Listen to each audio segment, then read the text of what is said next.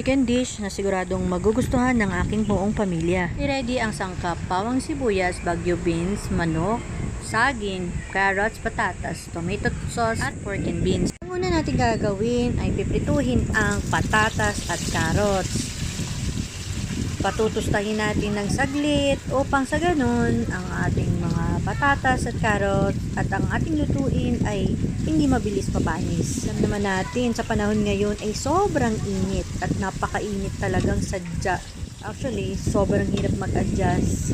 Feeling ko kasi nasa ibang bansa pa rin ako ngayon. Ganun pa man, kailangan nating masana dahil hindi naman yung climate ang mag-a-adjust para sa atin. So, ngayon, hanguin na natin ang napritong patatas at carrots dahil baka masobrahan naman siya ng kape prito at hindi na siya maganda. Siyempre, paghango mo natin ng mga carrots, sunod naman natin iprito ang ating saging. Prito rin natin ang saging, tustahin at matapos matusta ating hanguin. Pagkatapos niyan, syempre, punta na tayo sa pag-isa ng bawang at sibuyas. Ito talaga ang nagbibigay ng aroma sa ating mga lutuin. Isunod natin ang manok. Takpan at simmer kahit sandali lang. Pagkatapos ng ilang minuto, atin itong lalagyan paminta. Isunod din agad ang patis na magpapalasa at magbibigay alat. Takpan natin muli at hintayin ng ilang minuto. Matapos ang ilang minuto, atin namang isunod ang chicken cubes na isa rin naman sadyang magpapalasa at magpapasarap. Speaking, isama rin natin ang magic sarap at isunod din ang tomato sauce.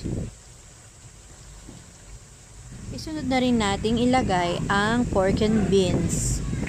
Ayan, talaga nga namang siksik, liglig at umaapaw. So, pinakuluan lang natin siyang saglit at sinunod na rin natin ang patatas na pinirito at ang carrots.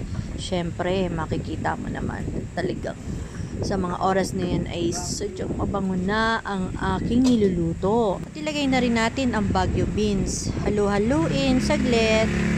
Pagkatlipas ng ilang minuto, pakuluin ng saglit.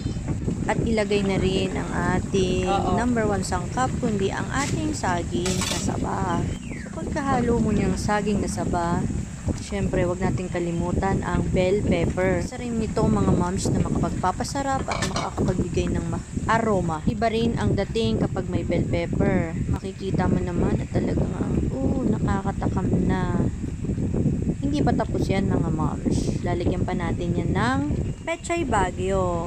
Makikita mo and look, it's done!